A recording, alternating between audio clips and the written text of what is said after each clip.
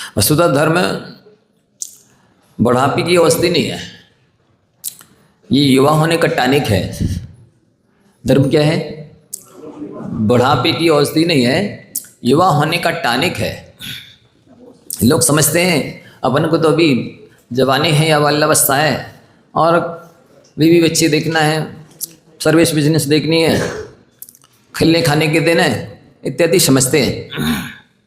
धर्म तो वृद्ध लोगों को करना चाहिए, वृद्धावस्था में करेंगे, लेकिन उनका सोचना ये ठीक नहीं है। धर्म तो 24 घंटे 12 महीने पूरे जीवन मनुष्य पर्याय में धर्म ही करना चाहिए।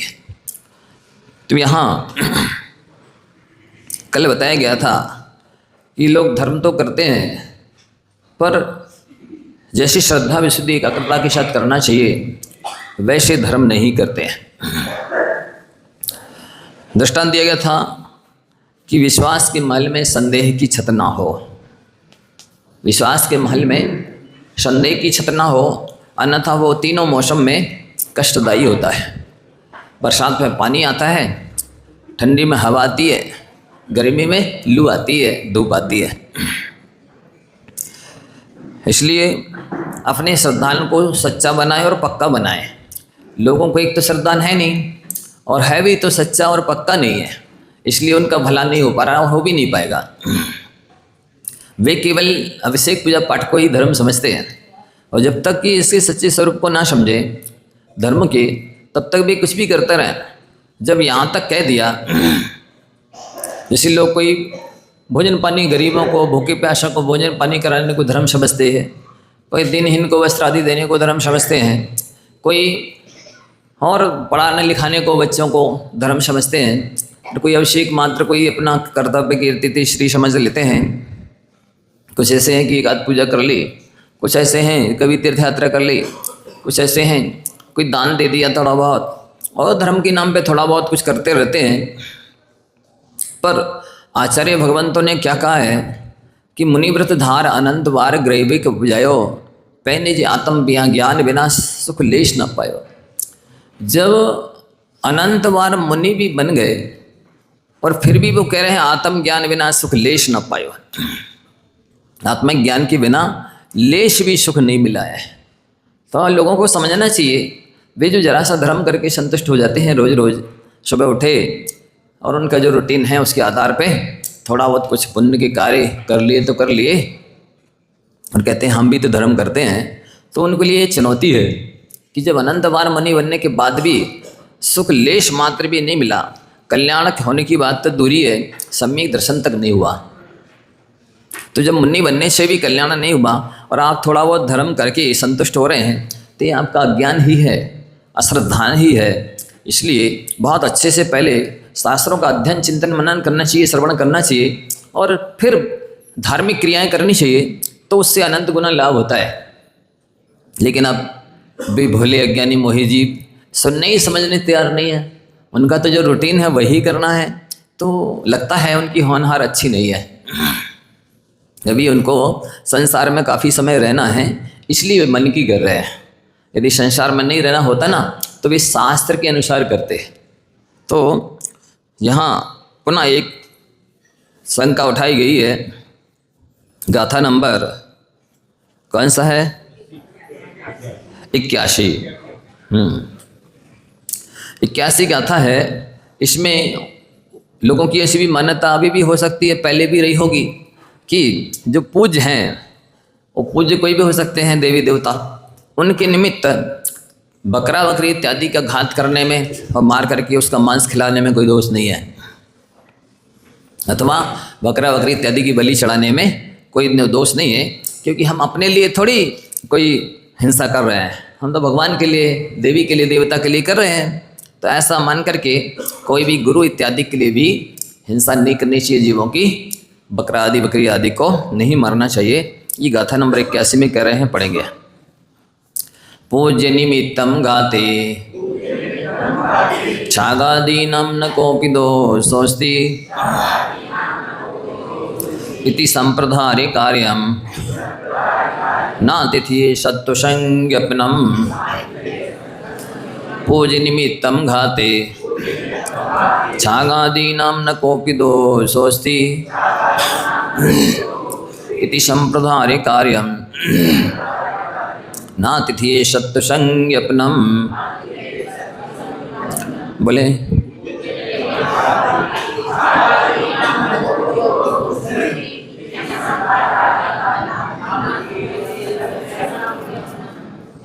पूज्य के निमित्त, पूज्य भी कोई भी हो सकते हैं सामने वाले के, कोई देवी देवता हो सकते हैं, कोई शास्त्र इत्यादि भी हो सकते हैं, कोई गुरु इत्यादि भी हो सकते हैं, कोई कुल देवता भी हो सकते हैं, और भी जिससे वो अपना पूज्य इष्ट आराध्य समझते हैं।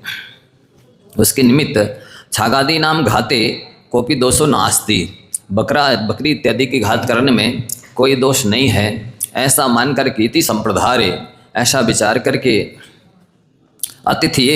अतिथि के लिए सत्व संज्ञापनम ना कार्यम, जीवों का घात नहीं करना चाहिए।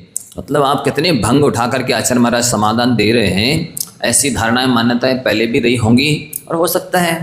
संसार बहुत बड़ा है, भारत ही बहुत बड़ा है, तो यहाँ भी 3000 प्रकार की जातियाँ और प्रजातियाँ हैं, और उनके सबके अपने अपने देवी देवता हैं, और उनकी सबकी अपनी धारणाएं मान्यताएं हैं, तो ऐसा मानते होंगे, करते होंगे। इसलिए आचार्य महाराज ने समाधान दिया है कि ना तो देवता के निमित्त जीव का घात करना है, और ना किसी पूज्य अतिथि आदि के निमित्त भी जीवों का घात करना है।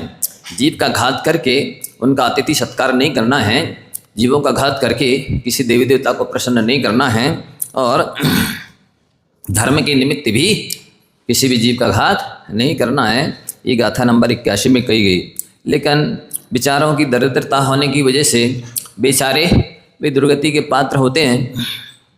शास्त्रीय ज्ञान ना होने की वजह से, सत्संस्कार ना मिलने की वजह से, सत्संगति ना करने की वजह से जो मन में आता है वही कर बैठते हैं। इसलिए कहा जाता है कि जिसकी ज्ञानियों के साथ संगति है, ज्ञानियों के साथ वार्तालाप है, ज्ञानियों के साथ मिलकर के हिताहित की चर्चा होती है, और सुख दुख में ज्ञानियों के साथ जो होता है वो कभी दुखी होता नहीं, वो कभी दुर्गति का पात्र होता नहीं है। इसलिए अपन को अच्छे लोगों की संगति हमेशा करनी चाहिए। ये हीरे मोती जवाहरात से भी ज़्यादा कीमती मानी गई है ज्ञानियों की, वैरागियों की संगति। अब आगे गाथा नंबर 82 में और एक भंग उठा करके समाधान दे रहे हैं। बहु सत्य घात जनिता दशनाद वर्मेक सत्व घातोत्थम इत्याकलेय कार्यम न महासत्य हिंसनम जातो। बहु सत्व घात जनिता दशनाद वर्मेक सत्व घातोत्थम इत्याकलेय कार्यम न महासत्वस्य हिंसनम जातो।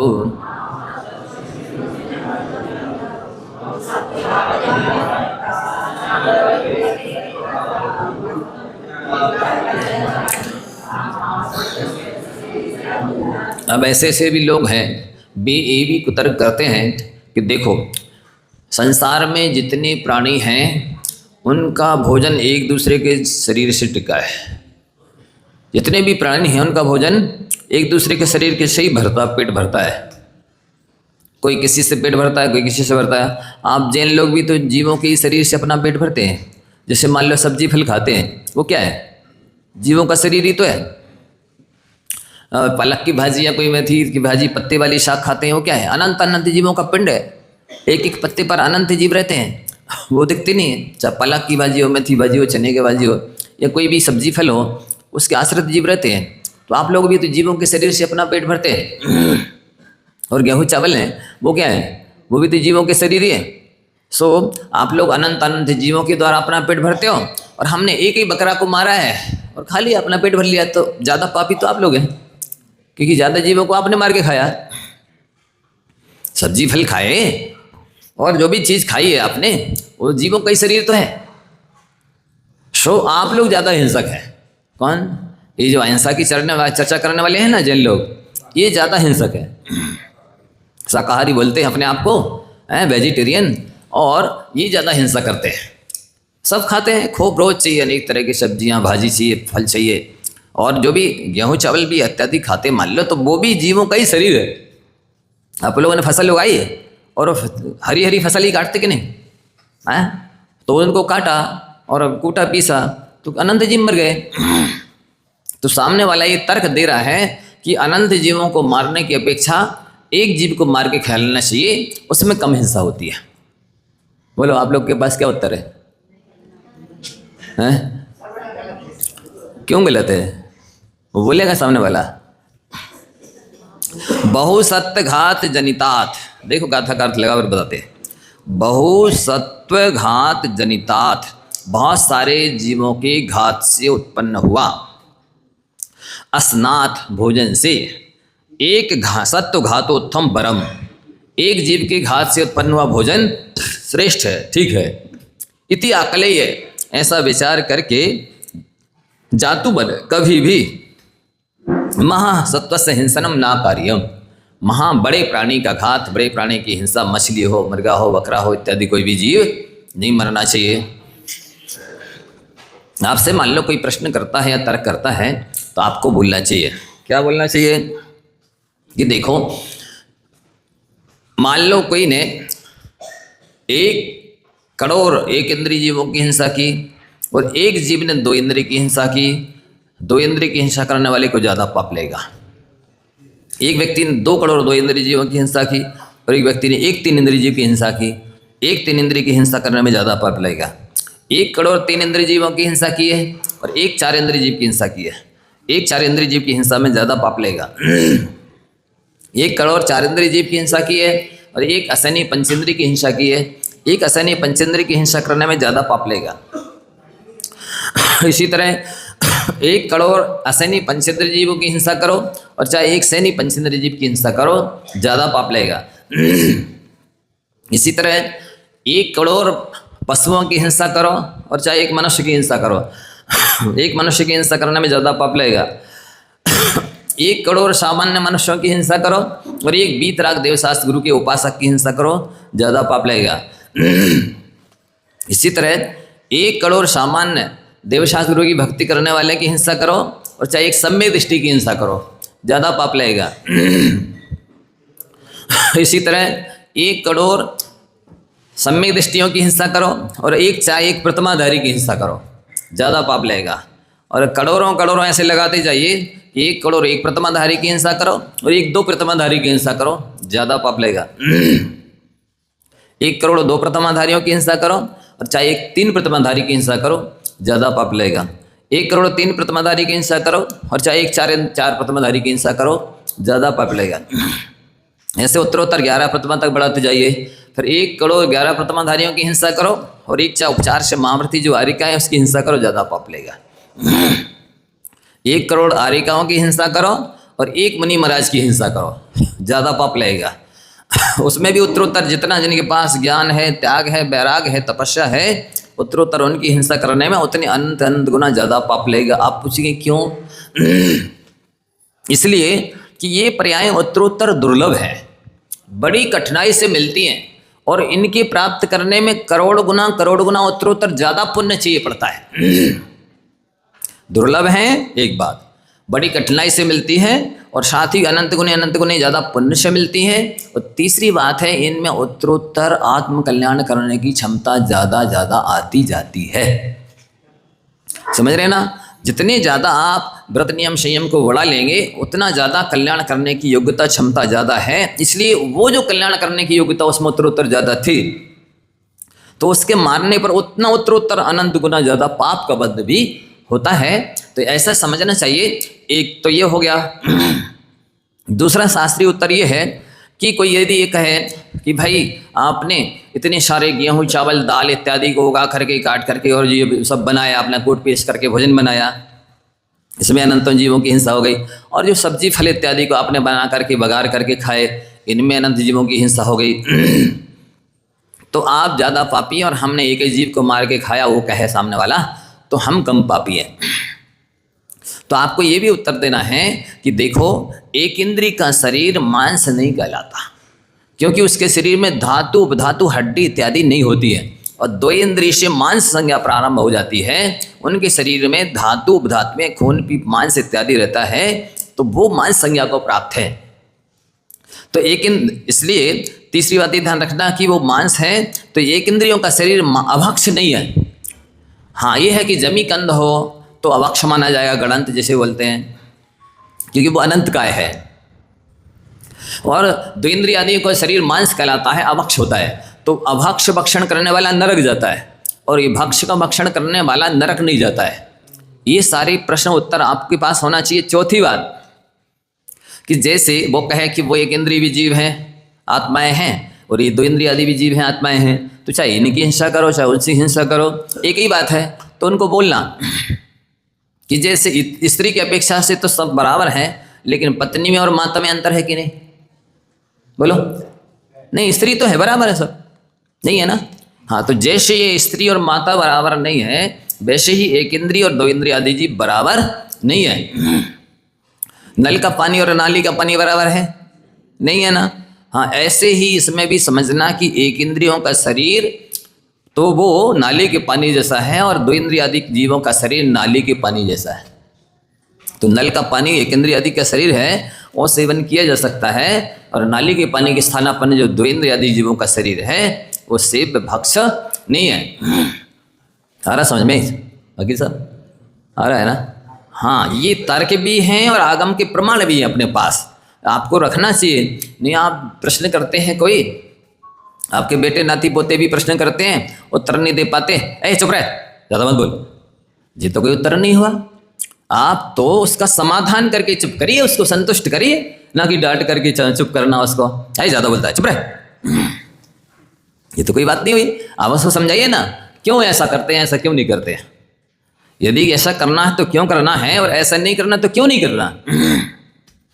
तो लोग प्रवचन सुनते नहीं, स्वाध्याय करते नहीं, क्लास समाते नहीं, स्वयं कोई खुद नहीं आता जाता कुछ भी। अब बेटे नाती पोतों के उत्तर क्या देवे, दूसरा कोई पूछे तो क्या उत्तर देवे, और जब उत्तर नहीं दे पाते तो कई बार उन्हीं के अनुसार ढल जाते हैं। चलो भैया, आप जो कह रहे हो तो हम भी वैसे कर लेते हैं। तो इससे बहुत बड़ी क्षति है, हानि होती है। आपके पास प्रश्न उत्तर सब होना चाहिए, तर्क वितर्क। हम आप लोगों कह रहे हैं, डॉक्टर साहब, वकील साहब, आप सब लोगों को, जितने भी पढ़े लिखे लोग बैठे हैं, कोई तर्क वितर्क है आपके पास, उत्तर है? बताइए। जो ये कहते हैं कि आपने अनंत जीवों की हिंसा की है और हमने एक जीव को मारा है, तो हम अच्छे हैं आप खराब हैं, बताओ क्या कर लोगे? क्या बोलोगे? तो ये उत्तर होना चाहिए कि नहीं, आगम में ये कहा गया है कि ये भक्ष आप खा सकते हैं, अप्रतिष्ठित प्रत्येक वनस्पति, सब्जी, फल और जो सूखे दाल चावल गेहूँ इत्यादि उगा करके ले सकते हो। और क्षीरान ने भी वृषभ 23 तीर्थंकरों ने लिया है, वो भी ले सकते हो। इक्षु रस भी वृषभदेव भगवान ने लिया है, वो आप ले सकते हैं। कोई ये ना कहे जैसे अंडे में से जो अंडा है ना उसमें भी जीव है, और गाय का शरीर भी जीव है, तो गाय के शरीर में से निकला हुआ दूध वो भी तो मांस के जैसा कहलाया, क्योंकि मांस के अंदर से ही तो निकला है। नहीं, गाय देखा जाए नीच गोत्री जीव है। क्या है? गाय नीच गोत्री जीव है, इसलिए वैसे उसके शरीर से निकला दूध शुद्ध है, भक्ष है, खाद्य पेय है, ले सकते हैं। लेकिन गाय अपने आप में नीच गोत्री मानी जाती है। फिर भी चूंकि शाकाहारी होने से उसका दूध सेव्य है। अब और जो दूसरे मांसाहारी कोई जानवर हों तो उनका दूध सेवन करने लायक नहीं होता है, क्योंकि वो तामसिक होता है। ये सारे तर्क और प्रमाण आगम के आप लोगों को अपने पास रखना चाहिए, जिससे उत्तर देख सको। नहीं तो वो कहते हैं जैसे दूध शाकाहारी है, गाय के शरीर में से वंश में निकला है, वंश से निकला है, उसी तरह से अंडा भी शाकाहारी है। तो क्या कहेंगे आप? नहीं, वो भक्ष है, हमारे तीर्थंकरों ने लिया है। यदि अभक्ष होता तो वो क्यों लेते हैं, और उपदेश क्यों देते हैं हमें लेने के लिए? और अंडा वो दो इंद्रियादि जीव का शरीर है, मलमूत्र है, अभक्ष है, अशुद्ध है, मांस है, वो सेवन करने योग्य नहीं है। अब अगला और तर्क उठा रहे हैं। देखो, सामने वाला ये कह रहा है कि एक जीव के प्राण हरण कर लो तो बहुत जीवों के प्राणों की रक्षा हो जाएगी। जैसे शेर है, अब वो शेर यदि जीता रहेगा तो वह सारे जीवों का शिकार करके मार मार के खाएगा, इसलिए शेर को मार डालो तो वो जिनकी हिंसा करता उन जीवों की रक्षा हो जाएगी। इस टाइप से यदि कोई तर्क करता है तो उसके लिए उत्तर दे रहा आगे। रक्षा भवति बहुना मेकस्यैवास्य जीव हरणेने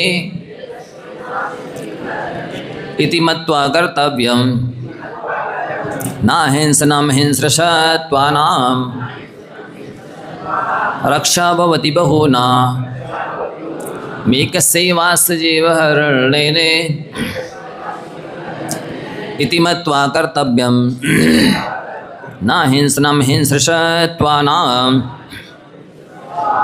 बोले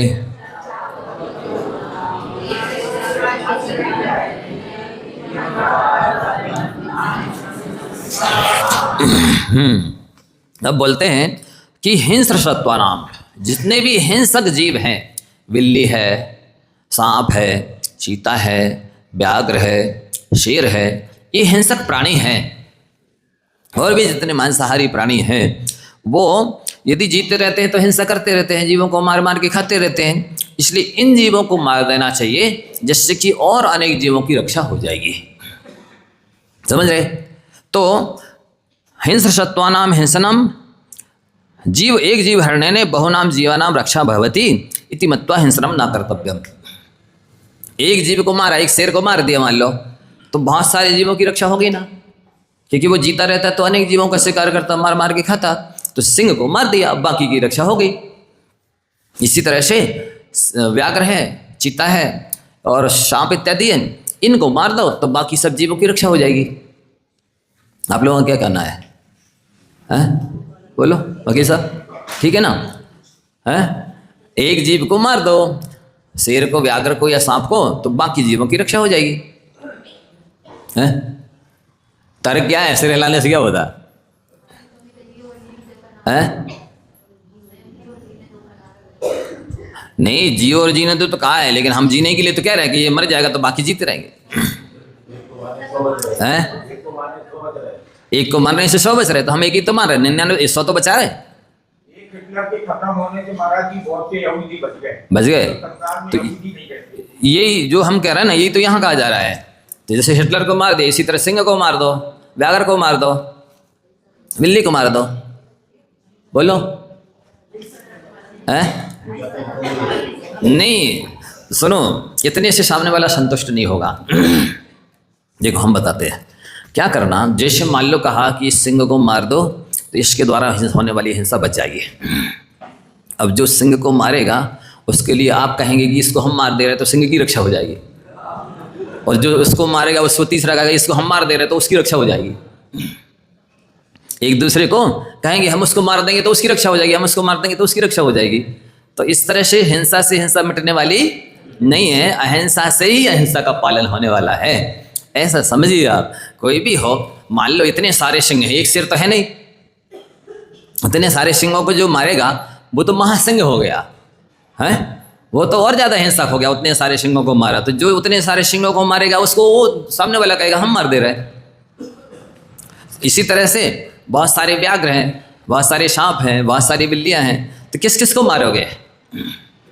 हिंसा से हिंसा मिटने वाली नहीं है, अहिंसा से ही अहिंसा का पालन होने वाला है। अहिंसा ही जीवों की रक्षा करने वाली है, अहिंसा जीवों की रक्षा करने वाली नहीं है। ये आपके पास उत्तर होना चाहिए। हाँ, तो यहाँ यही कहा गया है कि एक जीव के प्राण हरण लेने से बहुत जीवों की रक्षा होती है। इस तरह का यदि कोई तर्क करता है तो ऐसा मान करके भी हिंस जीवों की हिंसा नहीं करना चाहिए। क्यों नहीं करना चाहिए? तो इसीलिए कि उनकी हिंसा करने वाला भी महाहिंसक माना जाएगा, फिर उसकी हिंसा का भी कोई दूसरा विचार करेगा। तो ऐसे ऐसे अब जैसे हजारों सिंह हैं, ठीक है ना, तो हजारों सिंहों को एक आदमी तो मार नहीं पाएगा, 1000 आदमी चाहिए। तो वो कहेंगे ये हजारों लोग इस सिंहों को मार रहे हैं, व्याघ्रों को मार रहे हैं, चीता को मार रहे हैं, सांप इत्यादि, बिल्ली इत्यादि को मार रहे हैं, तो इनको हम मार देते तो उन सबकी रक्षा हो जाएगी। जो उनको मारने वाले हैं इनको मार दो तो उनकी रक्षा हो जाएगी। तो इनको जो मारेंगे तो तीसरे सोचेंगे कि नहीं जी इनको मार रहे हैं, इनको हम मार देते तो उनकी रक्षा हो जाएगी।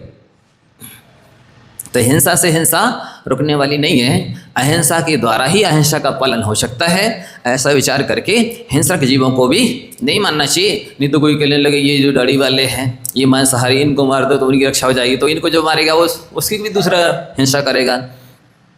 तो इस तरह से नहीं हो सकता। वो तो परस्परोपग्रही जीवानाम, एक दूसरे का सहयोग कीजिए, एक दूसरे की रक्षा कीजिए, तो ही जीव और जीनोदय का सिद्धांत सार्थक हो सकता है। इसके बिना नहीं हो सकता है। इसमें हमें अच्छी तरह आस्था होनी चाहिए, क्योंकि अनास्था और अविश्वास की लगाम लेकर के और जो धर्म का रथ है वो आगे नहीं बढ़ सकता। लिख लो, अनास्था और अविश्वास की लगाम से धार्मिकता का रथ आगे नहीं बढ़ सकता है मोक्ष मार्ग में। आस्था होना चाहिए, अहिंसा परमो धर्मा, अहिंसा ही परम रसायन है, परम धर्म है, दया ही धर्म है, करुणा ही दया धर्म ही है, मित्रता ही आपस में धर्म है। इसके विपरीत यदि हो रहा है तो वो अधर्म है। वस्तुतः देखो, हमारा आदर्श वीतराग भगवान है। अपने आदर्श कौन है? और वीतरागता को पाने का साधन अहिंसा है। ये आपको लिख करके चिंतन मनन करके श्रद्धा रख करके चलनी चाहिए कि हमारे आदर्श वीतराग भगवान है और वीतराग बनने का साधन अहिंसा है। तो अहिंसा का पालन हमारा होता संयम के द्वारा, व्रतों के द्वारा, चारित्र के द्वारा। इसलिए हमको संयम की, चारित्र की, व्रतों की आवश्यकता है कि जिससे अहिंसा का पालन हो सके, और अहिंसा का पालन इसलिए आवश्यक है कि जिससे हमको वीतरागता की प्राप्ति हो सके। यही नियम है, यही संयम, यही सिद्धांत वास्तविक है। बाकी और सब जो धारणाएं मान्यताएं हैं वे गलत हैं। अब फिर अगला एक तर्क उठाता सामने वाला कि बहुत सारे जीवों के घाती हैं, वे जीव जीते रहेंगे तो बहुत पाप उपार्जन करेंगे। अभी तर्क उठाया था कि ये हिंसक जीव जीते रहेंगे तो बहुत सारे जीवों को मारेंगे। अब दूसरा तर्क उठा रहा है, चलो भाई ठीक है, वो मारेगा तो मारेगा, लेकिन ये पाप बहुत बंद कर लेगा, इसलिए इसको पाप से बचाना है, इसे मार दो। क्या इसको पाप से बचाना है, इसलिए इसको मार दो तो ये पाप से बच जाएगा। तो ऐसा तर्क करके भी किसी भी हिंसक प्राणियों को नहीं मरना चाहिए। अगली गाथा में बहु सत्व घाति नौमी जीवंत उपार्जयन्ति गुरु पापम इत्यनुकंपां कृत्वा न हिंसनीया शरीरिणो हिंस्राः बहुसत्व घाति नौमी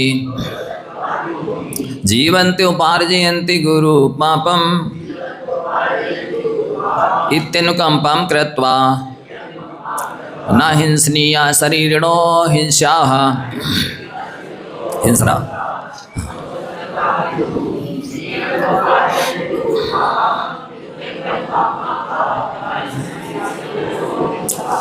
हाँ, बहु सत्य घातना अमी, बहुत जीवों की हिंसा करने वाले, घात करने वाले ये जो जीव हैं वे जीवंतः यदि जीवित रहेंगे तो गुरु पापम उपार्जयन्ति, भारी पापों का उपार्जन कर लेंगे।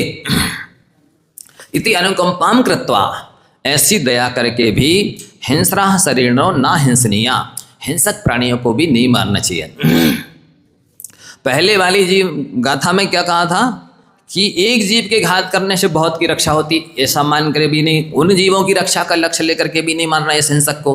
अब कह रहे हैं कि ये पाप कमाएगा, इसलिए अभी उनके ऊपर दया करके इसको मार रहे थे, अब इसी के ऊपर दया करके इसको मार रहे हैं। क्यों मार रहे हैं? क्योंकि ये जीवित रहेगा तो बहुत सारा पाप कमा लेगा, पाप उपार्जन कर लेगा, इसलिए इसको जीवित मत रहने दो, मार डालो, जिससे ये पाप बंद करने से बच जाए। तो आचार्य महाराज ने कहा कि नहीं, ऐसी अनुकंपा करके भी हिंसक प्राणियों को, मांसाहारी प्राणियों को नहीं मारना चाहिए, क्योंकि वो आपके मारने से थोड़ी पाप बंद से बचेंगे। ये शरीर छूट जाएगा, अगली पर्याय फिर मिलेगी, तो वो तो पापी है, मांसाहारी है, तो फिर वो ऐसी ही गति को प्राप्त होंगे, ऐसी ही योनि को, पर्याय को प्राप्त होंगे जहां फिर वो हिंसा करेंगे। आपको क्या पता, केवल शरीर छूट जाने से थोड़ी कर्म छूटते हैं। कर्म हत्या करने वाले को फांसी दे दी जाती ताकि आगे से किसी की हत्या ना करे, जिंदा रहेगा तो हत्या करेगा, ये फार्मूला वहां थी है। नहीं, वो क्या है, असल में वहां का सिद्धांत अलग है। शिष्ट अनुग्रह, दुष्ट निग्रह, दंड दो प्रकार का है। शिष्ट का अनुग्रह करना और दुष्ट का निग्रह करना वो लौकिक दंड है, लेकिन यहाँ जैन सिद्धांत में तो एक आ गया है, 4 तरह की भावनाएं बताई गई हैं। प्राणी मात्र से मित्रता रखिए, सत्वेश मैत्री, मैत्री भाव जगत में मेरा, सब जीवों से नित्य रहे, एक हो गया। गुण शुभ प्रमोदम, और दीन दुखी जीवों पर मेरे उर्षि करुणा स्रोत बहे, और दुर्जन क्रूर कुमार्ग व्रतों पर क्षोभ नहीं मुझको आवे, और साम्य भाव रखूँ मैं उन पर, ऐसी परिणति हो जाए। तो जैन सिद्धांत में ये 4 भावनाएं बताई गई हैं कि आप प्राणी मात्र के प्रति मित्रता रखिए। मित्रता रखने का मतलब क्या है? रोज उन्हें चाय पान पिलाइए, है नाश्ता कराइए, क्या मतलब है? मित्रता रखने का मतलब है, सरवार सिद्धि में आचार्य पूज्यपाद महाराज ने कहा कि हमारे माध्यम से उनको कष्ट ना हो, यही उनके प्रति मित्रता है। क्या है मित्रता? हमारे माध्यम से जीवों को कष्ट ना हो, यही हमारी उनके प्रति मित्रता है। यदि हम उन्हें कष्ट पहुंचा रहे हैं तो हमारी उनके प्रति मित्रता नहीं है, दया नहीं है। तो प्राणी मात्र से मित्रता हो, एक भावना होगी, सत्वेश मैत्री। और गुणवान जो है, गुणीजन है, उनके प्रति प्रमोद भाव हो। प्रमोद भाव का मतलब क्या? उनको देखकर हंसने लगना नहीं, उनके प्रति श्रद्धा भक्ति विनय बहुमान होना, समर्पण होना, सेवा का भाव होना, आह्लाद होना कि इनका दर्शन हुआ जो हमारे लिए शकुन बन गया, मांगलिक बन गया, इनसे हमें गुण ग्रहण करने का मिलेंगे, इनकी सेवा करके हमको पुण्य उपार्जन करने के लिए मिलेगा, इनसे शिक्षा संस्कार मिलेंगे, तो इत्यादि समझ करके वास्तव में उनके प्रति बहुमान होना चाहिए। ऐसा कहा जाता है कि जो मयूर पिछीधारी को देख करके जिसका मन मयूर नहीं नाच उठता है, वो सच्चा श्रावक नहीं है। मयूर पिछीधारी को देख करके मन मयूर नाचना चाहिए। और कमंडल को देख करके जिसका आभा मंडल नहीं चमकता है, चेहरे पर प्रसन्नता नहीं आती है, वो सम्यक दृष्टि श्रावक नहीं है। गुणवानों को देख, गुणी जनों को देख हृदय में मेरे प्रेम उमड़ आवे, और बने जहाँ का उनकी सेवा करके यह मन दुख पावे। हैं? अच्छा भूल गए होंगे। बने जहाँ तक उनकी सेवा करके यह मन सुख पावे, लेकिन लोगों का आज दुख पा रहा है मन, इसलिए कह रहे हैं क्या, गुणी जनों की सेवा करके, अरे आगे इनको तो कोई काम ही नहीं है, हमें तो 17 काम पड़े हैं, घूमते फिरते चले जाते हैं। तो इस टाइप से अज्ञानी लोग महत्व नहीं समझते हैं। वो लोग गुणी जनों को देख करके ना उनका लाभ लेते हैं, ना सेवा करते हैं, और ना ही उनके समागम का महत्व समझते हैं। तो जैन सिद्धांत में 4 भावनाएं कही गई हैं, 5वीं भावना नहीं बताई। प्राणी मात्र के प्रति करुणा रखिए, 1 मैत्री भाव रखिए, सत्वेश मैत्री, और गुणवानों के प्रति प्रमोद भाव रखिए, और दीन दुखी जीवों के प्रति करुणा भाव रखिए। तो चौथी है, यदि कोई उद्दंड है, नास्तिक है, अयोग्य है, नालायक है, तो मध्यस्थ भाव रखो। जैन सिद्धांत में मध्यस्थ भाव रखने को कहा गया है धर्मात्माओं को। वो एक लौकिक प्रक्रिया अलग है कि उसको दुष्ट को निग्रह करो, फांसी दे दो कि सजा दे दो। हमारे यहाँ तो जो मुनिराज होते हैं, तो मुनिराज तो उपसर्ग भी करे, कोई परीश आदि जो है तो भी क्षमता रखते हैं, परीक्षा सहन करते हैं तो क्षमता रखते हैं। तो यहाँ हाँ भूमिका होती है, जो संकल्पी हिंसा के मात्र त्यागी हैं तो वो उस तरह के विरोध करते हैं, अथवा जिनका कोई भी त्याग नहीं है, इस टाइप के जो है मतलब न्यायपालिका वो सजा देती है, दंड देती है, फांसी इत्यादि देती है। लेकिन जब भूमिका उठ जाती है ऊपर, तो यही कहा जाता है कि क्षमता रखो, जो जैसा करेगा सो भरेगा, अपन को उस जैसा नहीं बनना। सठे साठ्यम समाचरित की जो नीति है, दुष्ट के साथ दुष्टता का व्यवहार करना चाहिए, ये असंयमियों की दशा है। संयमी ऐसा नहीं कर सकता। यहाँ तो ये कहा जाता है कि यदि कोई बुरा करे तो आप उसका भला चाहो, भला करो, उपकार करो, कल्याण चाहो, सबका भला चाहो, सबका कल्याण चाहो। इससे क्या होगा? उनका भला तो उनके द्वारा होगा, लेकिन हम भावना भाएंगे तो हमारा कल्याण अवश्य हो जाएगा और जल्दी हो जाएगा, पक्का है। लेकिन यदि कोई बुरा करता है और आप उसका बुरा करते हैं, बुरा सोचते हैं, तो आपके सोचने से या करने से उसका बुरा नहीं होगा, उसका बुरा तो उसके पाप कर्म की वजह से होगा, लेकिन आपका बुरा नियम से हो जाएगा। ये कहा गया। तो वो आपने कहा जुड़ा साहब कि वहाँ पर फांसी दे देते हैं, वो असंयम की दशा है।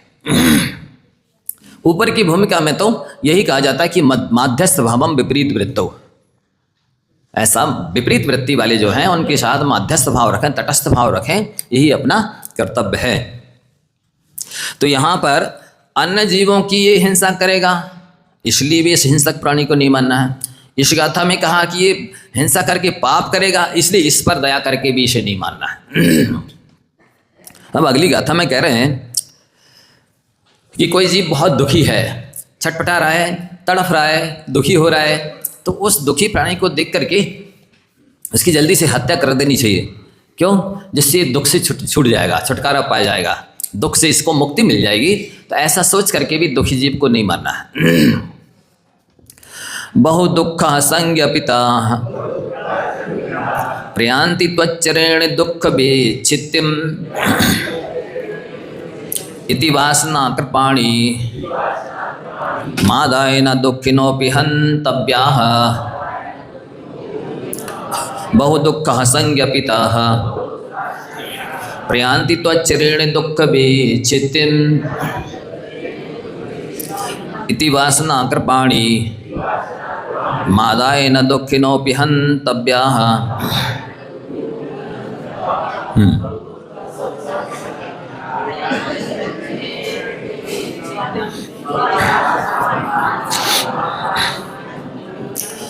हाँ, अब कह रहे हैं बहु दुखा संज्ञपिता, जो अनेक दुखों से पीड़ित हैं, जो भी बीमारी से पीड़ित हैं, दरिद्रता से पीड़ित हैं और भी अनेक तरह से दुखी हैं, तो उन दुखी जीवों को भी मारना नहीं है।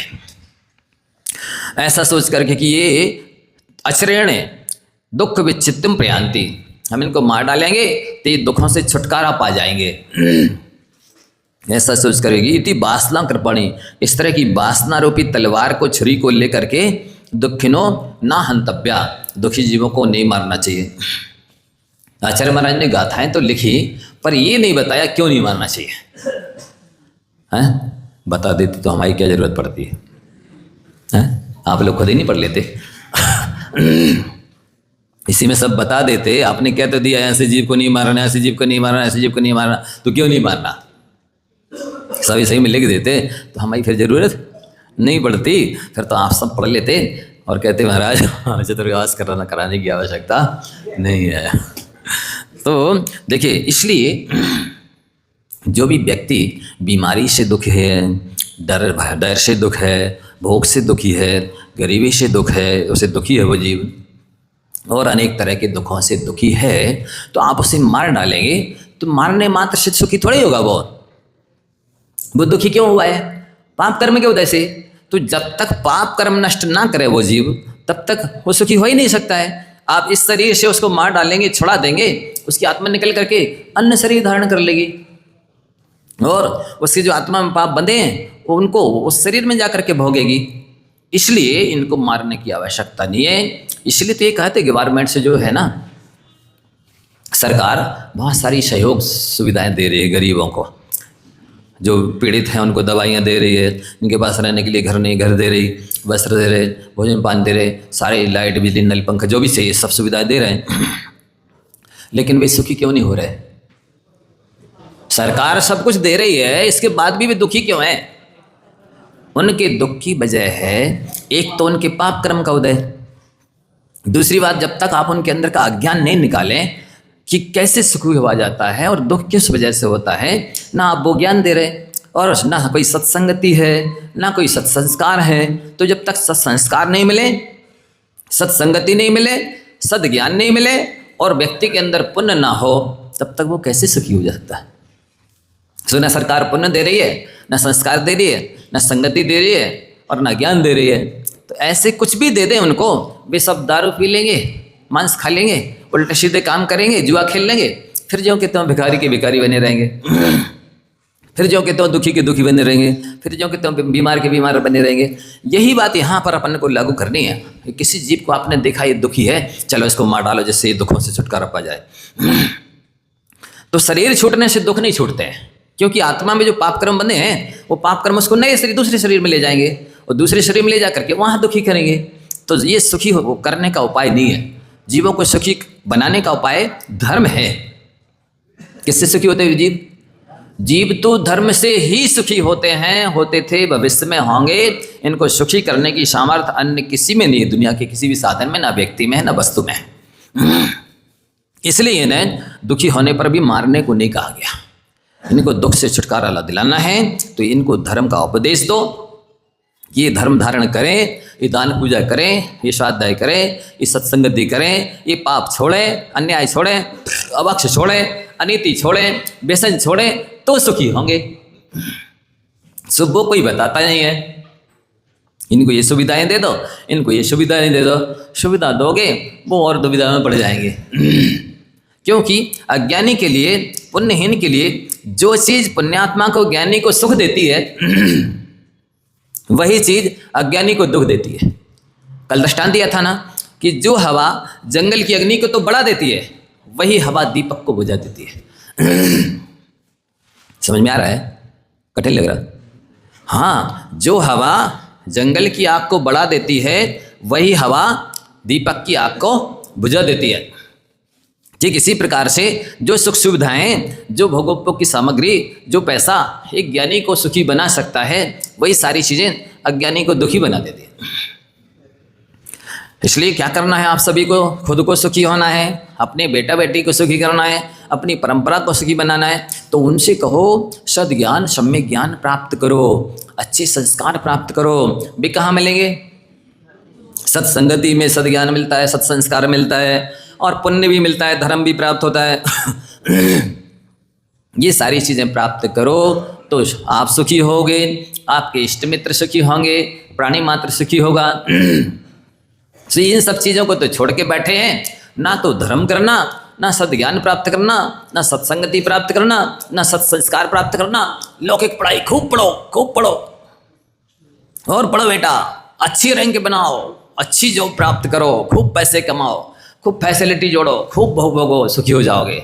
ये बिल्कुल उल्टा है। इन सब में जीव को सुखी करने की, सुखी बनाने की सामर्थ्य नहीं है। इनसे तो और भविष्य में भी ज़्यादा दुखी बनेंगे बंधुओं। इसलिए आप सभी को समझना चाहिए, इतने सारे भंग आचार्य महाराज ने उठाए हैं, तर्क उठा करके, प्रश्न उठा करके और ये समाधान दिया है। तो आपको निश्चित कि आपको ऐसा नहीं करना, ऐसा नहीं करना, ऐसा नहीं करना है। तो उसकी वजह यही है कि इसे ऐसा करने मात्र से वो जीव सुखी नहीं होंगे, सुखी तो वे धर्म से ही होंगे। तो ये 85 नंबर का था, समझ में आ गई कि कोई जीव छटपटा रहा है, दुखी है, बेचैन है, तो दुखी बेचैन छटपटाते जीव को इसलिए नहीं मारना है कि मार दोगे ये शरीर छूट जाएगा, पर उसकी आत्मा में जो पाप बंधे हैं वे पाप कर्म दूसरे शरीर में ले जाएंगे और उस शरीर में ले जा करके उस जीव को दुखी करेंगे। तो आप किस किस शरीर से छुड़ाएंगे उसे? कितने जीवों को मारेंगे ऐसे दुखी जीवों को? पूरा संसार दुखी है, कौन सुखी है बताइए? सबको मारने लग जाओ, तुम भी मर जाओ सुखी हो जाओगे, तुम भी मर जाओ सुखी हो जाओगे, ऐसे तो सुखी। इस तरह कोई भगवान जो अनंत बल जिनके पास है, अनंत ज्ञान जिनके पास है, अनंत सुख जिनके पास है, अनंत दर्शन जिनके पास है, वे सुखी दुखी नहीं बना पा रहे। अनंत बल होने पर भी अकेले शक्ति से किसी को सुखी नहीं बनाया जा सकता। अनंत सुख होने पर भी ना वे अपना सुख दे सकते हैं और ना ही अपने बल के या ज्ञान के बल पर आपको सुखी बना सकते हैं। ये निमित्त बन सकते हैं, साधन बन सकते हैं कि इनकी भक्ति पूजा दर्शन ध्यान इत्यादि जाप करके आप अपने कर्मों को नष्ट करके सुखी बन सकते हैं। लेकिन भगवान सुखी नहीं बनाएंगे, क्योंकि वो कृतकृत हो चुके हैं, वीतराग हैं, वो रागदेश से रहित हैं, और रागदेश के बिना किसी को कोई कुछ करने का भाव आता ही नहीं है, सुखी दुखी करने का भाव। इस तरह एक अगला और है, बहुत अच्छा तर्क है। सामने वाला ये तर्क कर रहा है कि यदि सुखी जीव को मारा जाए तो अगले जन्म में वो भी सुखी हो जाता है, और दुखी जीव को मारोगे अगले जन्म में फिर दुखी होगा। इसलिए जो सुख साता की अवस्था में बैठा है उसको उसी अवस्था में मार डालो, जिससे अगले जन्म में फिर से वो सुख साता की अवस्था को प्राप्त हो जाए। इस तरह का कोई तर्क करता है तो यहाँ उसके लिए उत्तर दिया जा रहा है, कृच्छ्रेण सुखावाप्तिर भवन्ति सुखिनो हता सुखिन एव इति तर्क मंडलाग्रह सुखिनाम घाताय ना देया कृच्छ्रेण सुखावाप्तिर भवन्ति सुखिनो हताः सुखिन एव इति तर्क मंडलाग्रह सुखिनाम घाताय ना देयाः।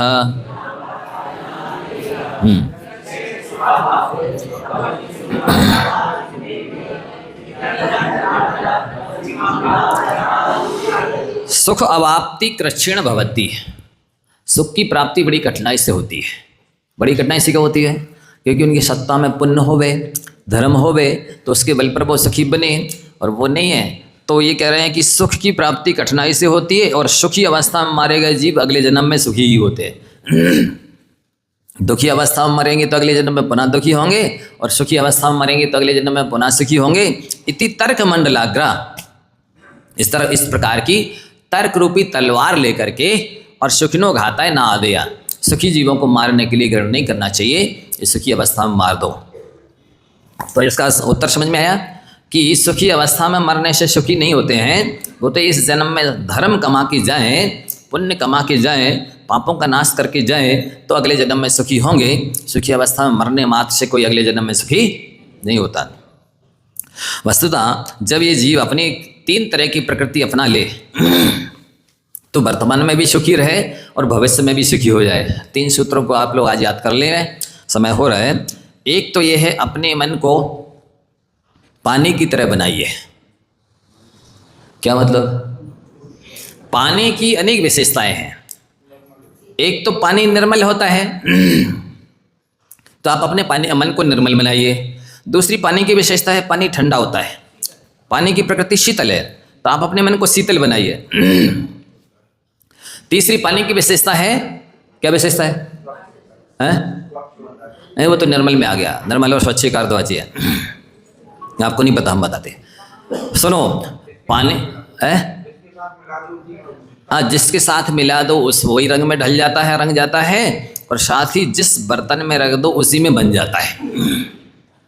बोतल में भर दो तो बोतल में बन जाएगा पानी, और थाली में रख दो तो थाली में फैल जाएगा, और कलश में रख दो तो कलश में बन जाएगा, और चौकोर बर्तन में रखो तो बन जाएगा, त्रिकोण में रखो तो बन जाएगा, गोल बर्तन में रखो तो बन जाएगा। बर्फ की क्या विशेषता है? बर्फ का तो जैसा आकार है, यदि वैसी बर्तन मिलेगा तो वो सेट होगा, और यदि भिन्न आकार का बर्तन है तो वो उसमें सेट नहीं होगा। तो आप अपने मन को कैसे बनाइए? पानी की तरह बनाइए। जैसा पानी हर रंग में रंग जाता है, हर सर्वत्र समा जाता है, शीतल होता है, स्वच्छ होता है, ठंडा होता है, साथ ही दूसरों की प्यास बुझाता है। इसी तरह आप भी दूसरों की प्यास बुझाने के काम आवे, आप भी दूसरों की आवश्यकताओं की पूर्ति करने के काम में आवे, तो आपका जीवन सार्थक होगा। एक बात तो ये हुई। दूसरी बात ये है, आप अपने मन को दर्पण की तरह बनाइए। दर्पण की कितनी विशेषताएं हैं? दर्पण की विशेषता है कि एक तो वो स्वच्छ होता है, निर्मल होता है। दूसरी बात यह है कि दर्पण स्वागत सबका करता है, संग्रह किसी का नहीं करता। क्या मतलब? दर्पण के सामने जो भी आ जाए उसको वो प्रतिबिंबित तो कर देगा, झलका देगा।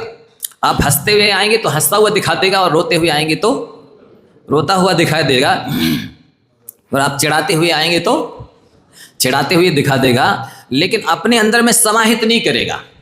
पानी बरसेगा तो वो पानी को दिखा देगा बरसते हुए, स्वयं गीला नहीं होगा। अग्नि जलती हुई दिखाएंगे सामने तो वो अग्नि को जलती हुई दिखा देगा, स्वयं गर्म नहीं होगा। ऐसे यदि आप दर्पण की तरह बन जाते हैं कि केवल देखते रहिए, ये व्यक्ति बदमाश है, ये क्रोधी है, ये लोभी है, ये भोगी है, दर्पण की तरह देखते रहिए। दर्पण जैसे राग द्वेष नहीं करता है और उसका प्रतिकार भी नहीं करता है, ऐसा बना लीजिए। दर्पण स्वागत सबका करता है, संग्रह किसी का नहीं करता है। तीसरी विशेषता है कि आप अपने मन को जिह्वा की तरह बना लीजिए। पहला विशेषण दिया था कि आप डाकिया की दर्पण की तरह बन जाइए, दूसरा दिया पानी की तरह, तीसरा दिया जिह्वा की तरह। जिह्वा की क्या विशेषता है? जिह्वा यदि अच्छा होगा तो अंदर गिरा देगी, और बुरा होगा तो बाहर गिरा देगी, अपने ऊपर रखती नहीं है, अपने में संग्रह करके नहीं रखती। क्यों वैद्य? ठीक है ना? जिह्वा अपने ऊपर किसी को नहीं रखती है।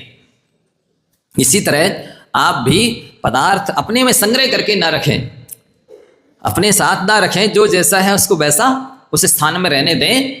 भीतर के लायक है तो भीतर रहने दें, बाहर के लायक है तो बाहर रहने दें, लेकिन अपने पास ना रखें। अंतिम बात क्या करके अपनी बात को विराम देते हैं। अपने मन को डाकिया की तरह बनाइए, डाकुआ की तरह नहीं, डाकिया की तरह। जैसे क्या करता है पोस्टमैन, पत्रवाहक। आपका पत्र यदि उसमें आया, किसी का जन्म हुआ है तो बता देगा कि फलाने का आपके यहाँ जन्म हुआ है। किसी का कोई मर गया है तो बता देगा कि भाई ये पत्र आपका लिए, जिसमें शोक संदेश है। किसी के यहाँ शादी हो रही तो बता देगा कि ये शादी का कार्ड है। पर क्या वो किसी के जन्म में स्वयं डाकिया नृत्य करता है? बोलो, हर्ष मनाता है? यदि कोई मर गया है तो क्या वो रोता है? यदि शादी है तो वो डांस करता है? नहीं करता ना। ऐसे ही आप भी डाकिया की तरह बन जाइए, आपका जीवन अभी भी सुखी हो जाएगा और भविष्य में भी सुखी रहेगा।